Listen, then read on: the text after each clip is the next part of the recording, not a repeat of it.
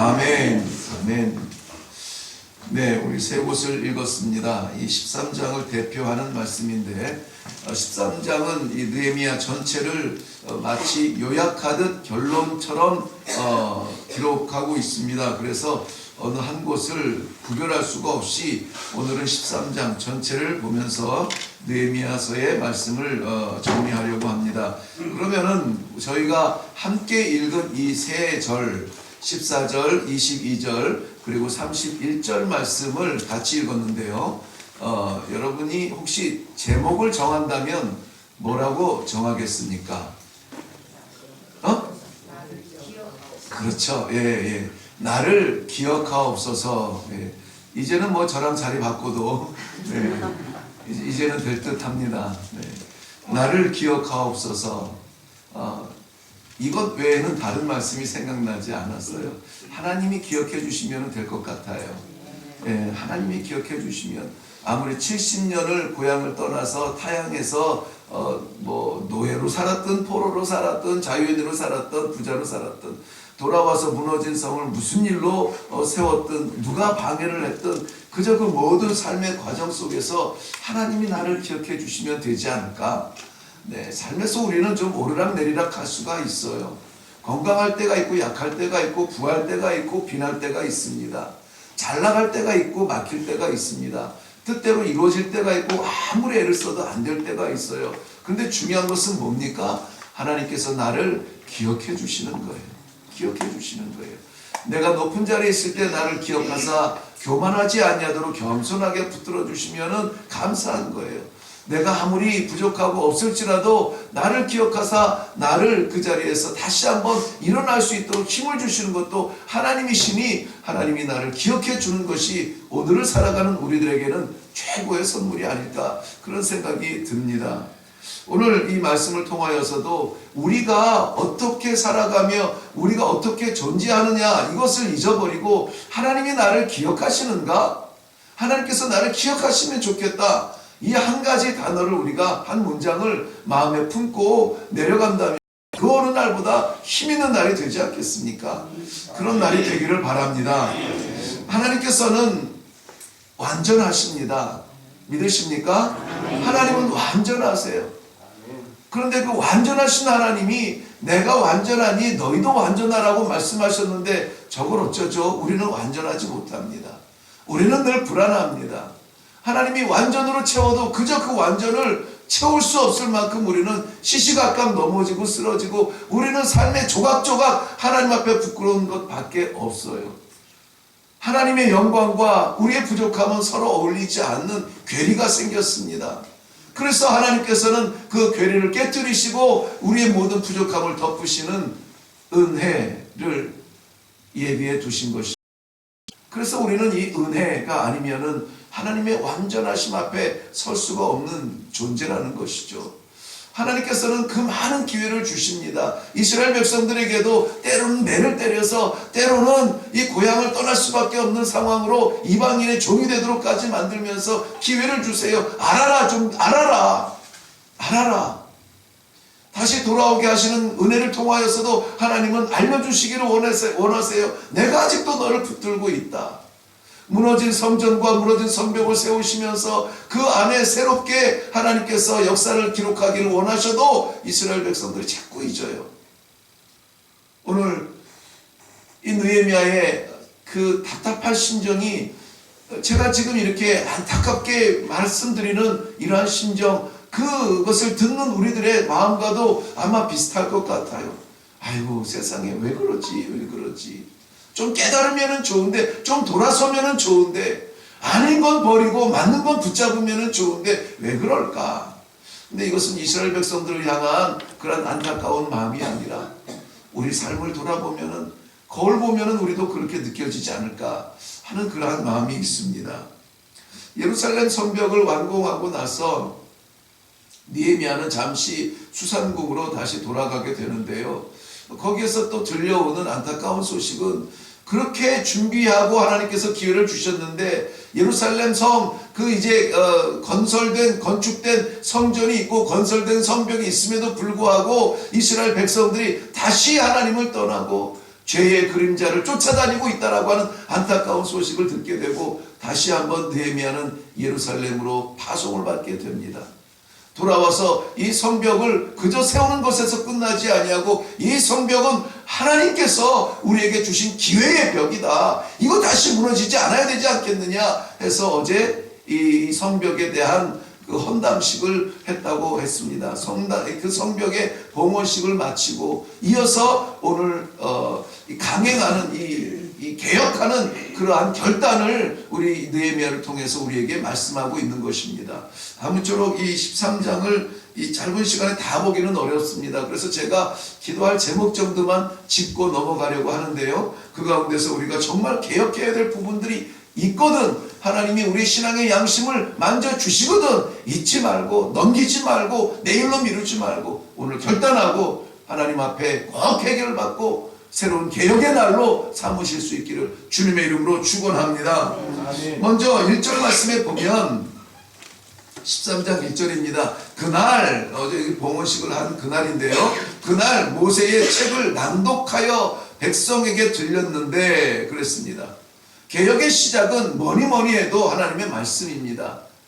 뭐니라고 하는 것이 비교하는 건가요? 그렇다면 이것은 잘못된 표현이고 절대적으로 하나님의 말씀으로부터 시작되어야 됩니다. 우리가 다시 하나님을 믿기를 원하고 다시 한번 하나님의 백성으로서 살기를 원하며 다시 한번 성도의 자리에 서기를 원한다면 우리는 말씀 앞에 서야 돼요. 말씀 앞에 서야 됩니다. 일회교회에 와서 시작부터 이제까지 아직까지 반복적으로 제가 강조하는 것이 몇 가지가 있는 중에 하나입니다. 사람 앞에 서지 말고 하나님 앞에 서세요. 우리의 신앙생활도 사람 보라고 하는 것이 아니라 하나님 앞에 서기 위해서 하는 겁니다. 하나님 나쁘시지요? 하나님 앞에 몸부림치는 거 아시지요? 이것 때문이라면 사람들이 뭐라고 하든 내가 좀 내 나이에 그렇게 할 수가 있어. 좀 창피하더라도 괜찮아요. 하나님 앞에 서서 찬양하고 하나님 앞에서 기도하고 하나님 앞에서 말씀에 감격하고 하나님 앞에서 섬기고 그런 모습들이 개혁된다면 지금 우리의 신앙생활, 이 땅의 교회들, 세상의 선교지는 완전히 바뀔 줄로 믿습니다. 느헤미야는 모세의 책을 낭독했다고 했습니다. 모세의 책은 모세 오경을 기본으로 말씀을 하는데 기록하기를 암몬과 모압은 영원히 하나님의 총에 들어오지 못하리니 느닷없이 그 말씀을 해요. 이것은 신명기 23장을 배경으로 하는데 이스라엘 백성들 제 톤이 좀 높죠? 살짝 낮췄어요. 시작부터 너무 달리니까 급하니까 그래요. 급해서 신명기에 보면은 23장 보면은 이스라엘 백성들이 출애굽한 이후에 광야를 지나가야 되지 않습니까? 그런데 이 암몬 땅, 모압과 암몬 땅을 지나가야 되는데 저들이 허락하지는 않는 거예요. 우리가 아무 일도 안 할게 그저 음식이 필요하고 물이 필요하면 우리가 돈을 내고 사서 지나갈게. 그래도 저들이 방해를 합니다. 그래서 이스라엘 백성들이 우리가 저들가서 저들과 함께 전쟁을 치러서 무찔를까요? 그런데 하나님께서는 막으시죠. 왜 막으십니까? 저들이 너희의 형제라는 거예요. 형제. 모압과 암몬 족속은 아브라함의 조카인 롯의 자녀들이죠. 롯의 자녀들. 소돔성 멸망 이후에 롯이 그 두 딸을 통하여서 두 딸과 동침하면서 태어난 아이들입니다. 네. 자녀는 낳았으나 그러나 영원히 이스라엘 백성에게 그래도 돼요라고 이렇게 이야기하는 그런 아이들도 있어서 그런 건강한 방법은 아닙니다. 하나님의 방법은 아니에요. 딸 아이들이 생각해낸 사람의 방법이었어요. 우리가 아버지로 하여금 취하게 하고 들어가서 우리 후손을 낳자. 엄마가 저렇게 이제는 우리와 함께 존재하지 못하니 소금 기둥이 되어버렸으니 이제 우리를 통하여서 우리 아버지의 그 자손이 나와야 되지 않겠느냐. 그러니까 우리가 들어가자. 언니가 먼저 들어가서 모압을 낳고 작은 아이가 나중에 또 들어가서 베나미를 낳습니다. 그래서 이 모압은 그야말로 모압 족속의 조상이 되고 베나미는 암몬, 원래 히브리 말로는 암몬이라서 그 암몬 족속의 조상이 되어집니다. 그러니까는 아브라함의 후손이라고 말하는 이스라엘 백성들과 형제가 되는 것이 맞아요. 형제들이니 너희가 형제를 치지 말라는 것이었습니다. 그럼에도 불구하고 이 형제들을 영접하지 아니하고 배척한 이 모압과 암몬은 하나님의 총회에 영원히 들어오지 못하리라고 하는 것이 하나님의 명령이었습니다. 뿐만이 아니라 이 모압과 암몬은 민수기 22장 배경에서 발람으로 저주하게 하였다. 1절에 나오는 그 내용의 배경이 그렇습니다. 발람으로 저주하게 했다는 것은 우리가 얼마 전에 살펴본 바 있습니다. 이 백성들은 이들을 이스라엘 백성들 가운데서 구별해서 분리해내는 작업을 실시하게 됩니다. 아, 그래요? 그러면은 안 되죠. 우리가 섞이면 안 되죠. 생각하는 것이 아니라 정말 그들을 백성들 가운데서 골라내서 분리시켰다라는 결단을 보이고 있습니다. 하나님의 말씀이 말하는 것이라면 인격적으로 껄끄러워도 강행할 필요가 있어요. 말하지 못하는 것이 아니라 아니요 할 때는 아니요라고 말하고 네 할 때는 네 할 수 있는 그것이 말씀의 배경이어야 된다는 것입니다. 이것이 좀 살짝 이 착각 오해가 되어지면은 이것이 그냥 내가 싫으면 싫은 거고 내가 좋으면은 좋은 거고 하고 싶은 말 마음대로 하고 이렇게 되는 그것은 옳지 않아요. 그것은 절제해야 되는 부분이에요. 하나님의 말씀이 하는 것을 하라는 거예요. 하나님의 말씀이 기뻐하는 것을 하라는 거예요. 하나님의 말씀이 막으시는 것은 하지 말라는 거예요. 그런데 오늘 하나님께서는 모압과 암몬은 하나님의 총회에 들어오지 못하리라. 그러니까 총회 안에 들어있는 모압과 암몬의 자손들을 밖으로 내놓는 거예요. 그러한 결단이 오늘 이 개혁의 시작이었습니다. 느헤미야 개혁의 사람으로 우리가 기억이 되고 있는데 오늘 13장에서 우리의 개혁은 무엇일까요? 우리 안에 슬그머니 들어와 있어서는 아니 될 것들이 있으면은 과감하게 밖에 내놔야 돼요. 신앙 밖에 내놔야 돼요. 우리 성도들의 삶에 밖에 내놔야 돼요. 없어서 죽지 않습니다. 없어서 죽을 것은 예수밖에 없습니다. 예수는 내놓으면 안 되죠. 예수만 붙들고 나머지 것들은 내놔도 돼요. 조금 번거롭고 조금 불편할지라도 내놓고 하늘나라 가는 것이 그거 붙들고 하늘나라 문 밖에서 엉엉 우는 것보다 낫다는 것이에요. 오늘 과감하게 하나님께서 명령하신 것은 총회 밖에 내놓을 수 있기를 바랍니다. 두 번째는 4절 이후에 나오는 말씀인데 악을 제거하는 결단을 하게 됩니다. 이 부패는 제사장의 세계도 막지 못합니다. 제사장 엘리야십이 도비야와 연락, 소통하며 관계를 맺게 되는데요. 도비야에게 큰 방을 내주었다라고 말해요. 여기서 말하는 큰 방은 성전 안에 있는 거제물을 보관하는 창고를 말하고 있습니다. 큰 방은 이 성전 안에 있는 그런 창고를 말하는데 도비야를 그 안에 들어와서 살림을 살게 하는 거예요. 근데 도비야가 누굽니까? 4장과 6장 말씀에 보면은 거기에서 예루살렘 성벽과 성전을 건축하는데 방해하는 그러한 사람의 첫머리로 나오는 게 도비야예요. 무슨 일이 있었는지 모르겠지만 제사장의 허락을 받고 성전 안에 들어와 있는 거예요.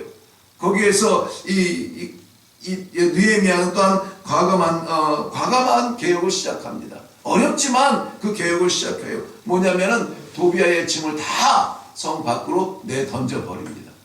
결단이죠. 내던져버려요. 그리고 그 안에 다시 이 큰 방이 하나님의 성전의 부분이 되도록 회복을 하는 것을 볼 수가 있습니다.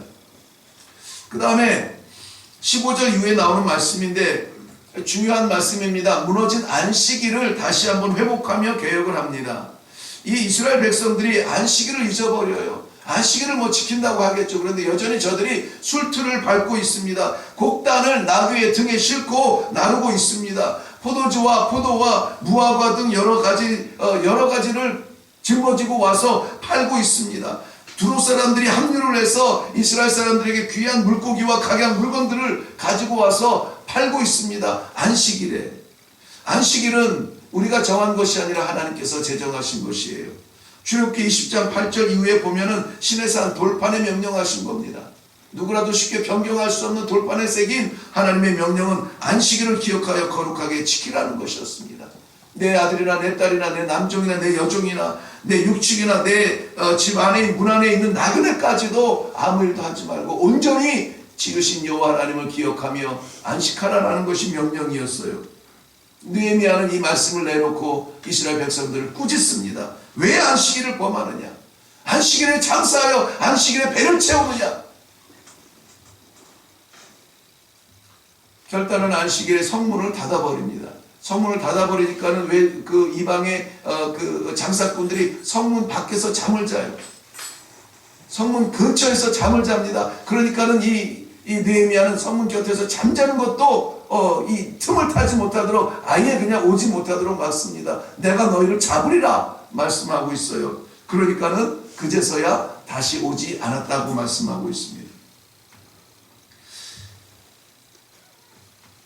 23절 이후에는 가정의 개혁을 보여줍니다. 결혼관입니다. 유다 사람들이 아스돗, 암몬, 모압 여인들을 아내로 맞이하고 있습니다. 그런데 문제는 뭐냐면은 이 이방 사람들과 결혼하다 보니까는 우리가 흡수한다고 생각을 하지만은 자녀들이 이 유다의 방언을 말하지 못하고 각 족속의 방언대로 말한다는 거예요. 무엇입니까? 정체성을 잃어버리고 있어요.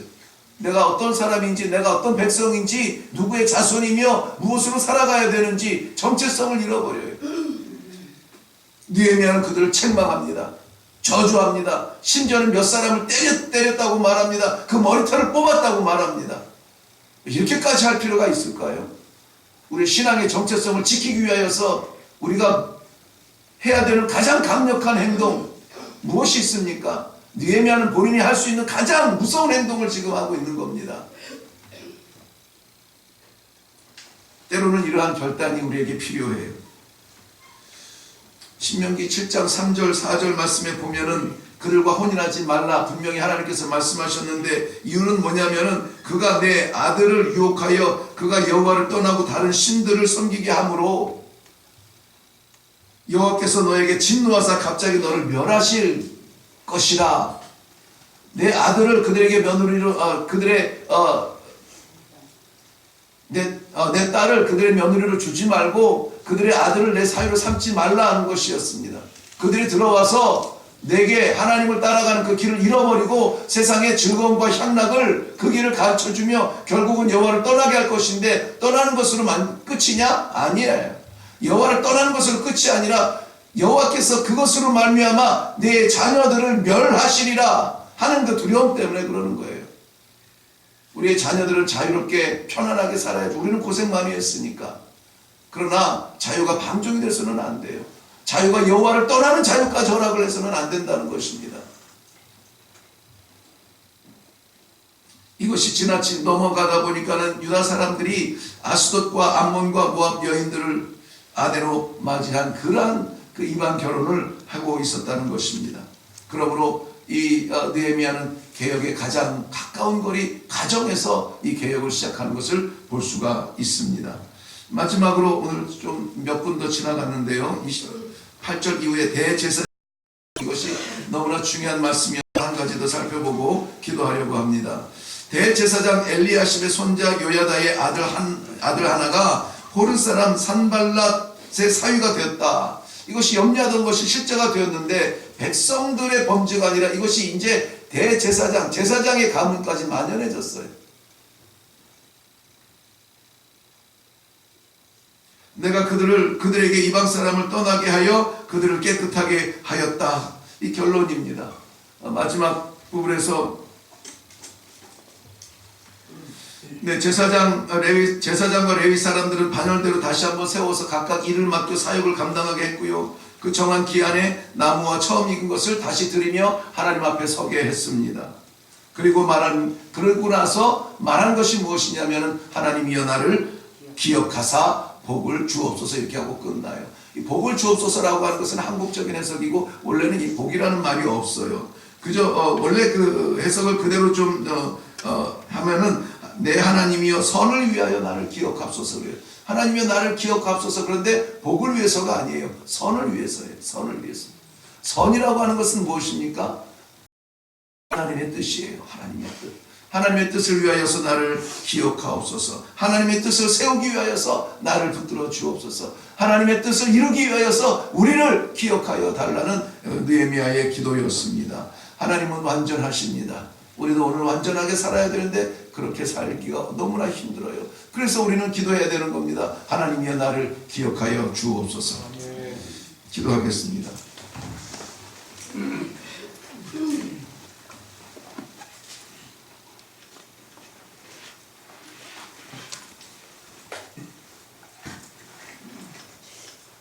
이 시간 부르신 것은 하나님께서 저희들에게 허락하신 또 하나의 기회인 줄로 믿습니다. 저희를 기억하사 불러주셨사오니 감사합니다. 하나님 전 안에서 하나님 말씀 앞에서 온전히 개혁되어지는 신앙이 되게 하시고 온전히 하나님의 완전하심을 이루기 위하여서 몸부림치는 성도들 되게 하여 주사 하나님께서 기뻐하시는 그 길을 걷게 하여 주시옵소서. 감사드렸고 예수님 이름으로 기도하옵나이다. 아멘. 느헤미야서를 마쳤습니다. 개혁의 현장에서 우리는 다시 한번 기도할 수 있기를 바랍니다. 하나님이여 나를 기억하사 하나님의 선을 이루어 주시옵소서. 우리 다 같이 한번 주님 외치고 우리 삶에 냉정하게 하나님 앞에 내려놓을 것 내려놓고 하나님 앞에 드릴 것 드리며 하나님 앞에 서서 우리의 개혁, 신앙의 개혁, 삶의 개혁들이 일어나는 결단하는 그러한 시간들이 될 수 있기를 바랍니다. 우리 주님 한번